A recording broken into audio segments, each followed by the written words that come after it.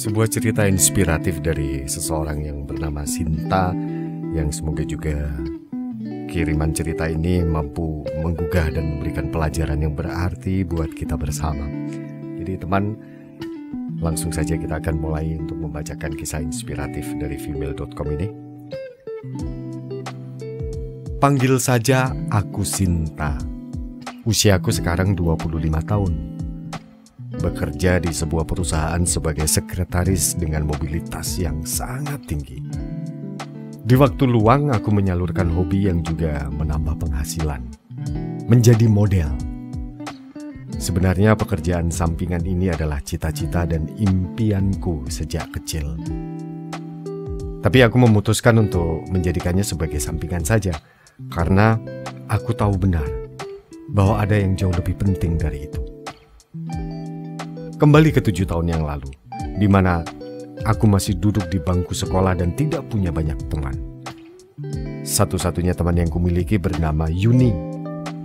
Dan yang aku tahu juga bukan teman yang baik pada akhirnya.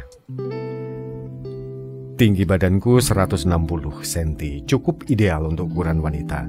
Tapi berat badanku 80 kg. Aku memang lahir di keluarga yang bertubuh besar. Kata ibuku yang penting sehat dan tidak sakit-sakitan. Tapi aku tidak pernah sependapat dengannya. Menurutku kami sama sekali tidak sehat dengan berat badan dan bentuk tubuh yang seperti saat ini. Memang sejak kecil aku selalu mendapat olo-olo dari teman di sekolah, dari orang yang kutemui di jalan, juga termasuk sepupu-sepupuku. Aku tidak pernah merasakan indahnya cinta pertama. Yang justru sering kurasakan adalah cintaku bertepuk sebelah tangan. Dan apakah aku sudah pernah menyebutkan patah hati? Ya, benar. Aku sering sekali patah hati. Celakanya saat aku merasa kecewa dan sedih, aku seringkali mencoba menenangkan diriku dengan mengembalikan mood dengan cara memakan semua makanan favoritku. Ibu dan ayahku sendiri justru semakin memanjakan aku dengan semua makanan enak. Iya, itu semua dilakukan karena mereka begitu menyayangi aku. Mereka tidak ingin melihat aku bersedih dan kecewa, tentu saja. Hans, seorang keturunan Manado yang sejak dulu menjadi sosok yang sangat kukagumi. Dia sosok manis, pendiam, dan sopan. Di antara semua teman sekelasku, mungkin hanya dia yang selalu memperlakukanku dengan baik. Sayangnya karena pengalamanku sebelumnya, aku tidak pernah berani berbicara dan menyapanya.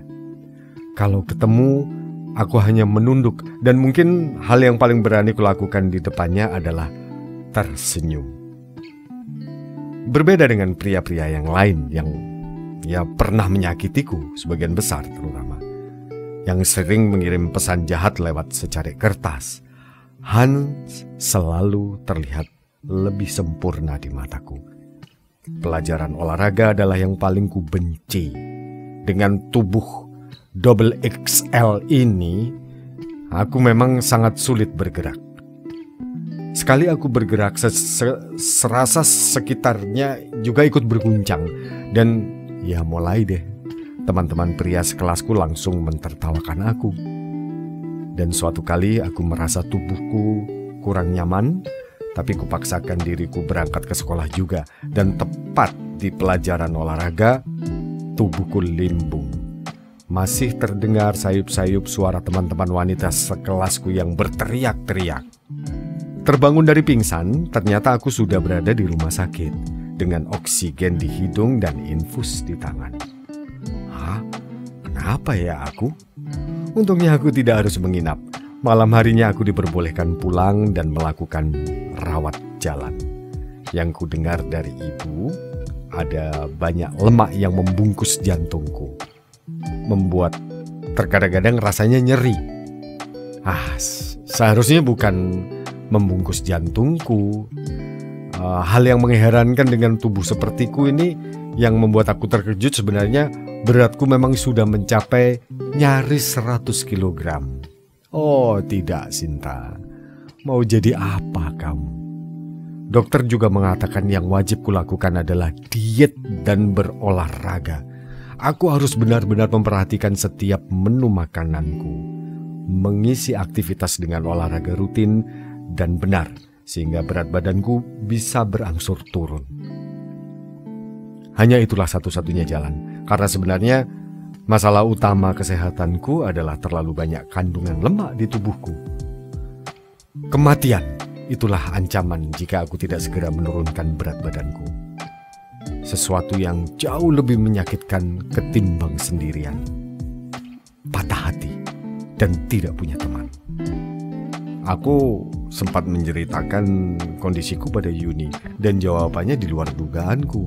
Ia tidak menyemangatiku, tidak mendukungku, dan malah menyalahkan aku atas kondisi tubuhku ini. Dia mungkin tidak sepenuhnya salah. Hanya saja yang terlalu berharap ada orang yang mau berteman dan memberikan dukungan kepada diriku ini. Ya aku menghibur diri begitu. Berjalan dalam kegundahan, diam-diam semua teman-teman di sekolah tahu kondisiku. Sudah bisa ditebak kan siapa yang menyebarkan berita tentang kondisi kesehatanku. Aku semakin malu dan semakin merasa bersalah karena aku tidak tahu harus berbuat apa. Disitulah awalnya Hans mendekatiku. Setiap sore aku membagi waktu antara les pelajaran dan jadwal olahragaku. Partner yang membantuku berolahraga sungguh di luar dugaan. Dia adalah Hans yang menawarkan bantuan tulus untukku. Katanya ia ingat dengan kondisi salah seorang keluarga dekatnya yang mengalami kasus yang sama sepertiku. Sayangnya pertolongan itu datang terlambat. Kini ia tidak mau kejadian serupa terulang lagi, sehingga ia bersedia membagi waktu dan menemaniku berlatih. Suatu keajaiban menurutku, bisa berbincang, bercanda, dan melakukan kegiatan bersama Hans. Hal yang tidak pernah kuduga sebelumnya akan terjadi. Latihan yang kulakukan sebenarnya simpel, berlari. Kata Hans, lari adalah olahraga yang murah, efektif, dan mudah dilakukan. Awalnya kami berlari memutari blok rumah. Semakin lama jarak tempuhnya ditambah. Kami pun seringkali menyelingi dengan menambahkan tantangan waktu sehingga kami bisa balapan di tempat yang kutuju. 1 bulan, 2 bulan, jalan. Tak terasa hal itu sudah terjadi selama 1 tahun. Dan tebak saja, berat badanku saat ini sudah 60 kg. Yang mungkin bagi beberapa orang masih terlihat gemuk, tapi bagiku ini adalah pencapaian luar biasa dari berat yang semula hampir 100 kilo.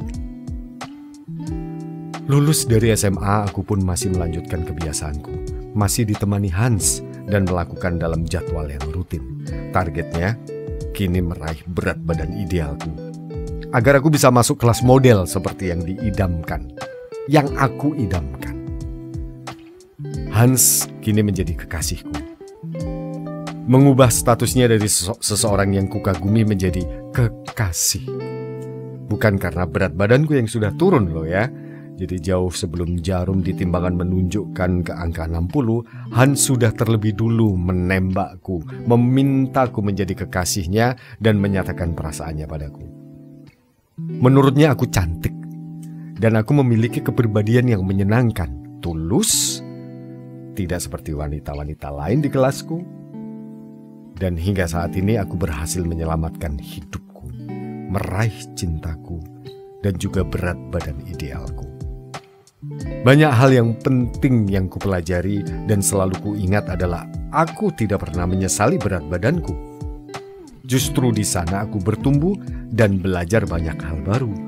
Aku juga tak lantas sombong karena memiliki badan yang ideal, karena aku pernah berada di posisi mereka yang dicibir dan diolok-olok. Dan karena aku juga tahu bahwa sebenarnya Melarutkan diri dalam kegemukan dan makanan tidak akan membuat tubuh jadi sehat, justru mengundang ragam penyakit datang mengancam. Terima kasih Hans, terima kasih lari yang menyenangkan itu. Keduanya telah mengubah hidupku. Pesanku kepada teman-teman yang mungkin memiliki problem atau masalah yang sama sepertiku, olahraga termurah dan efektif adalah berlari. Larilah demi kesehatanmu, demi impian dan cintamu. Yang menjadi masalah buat kita atau salah satu dari Anda mungkin hanya bisa berlari sendiri. Tantangannya, temukan untuk mencintai diri sendiri dengan berlari. Semoga ada Hans dalam diri Anda. Semoga ada Hans yang benar-benar seorang laki-laki yang bisa mencintai Anda dengan tulus seperti Anda mencintai tubuh Anda sendiri.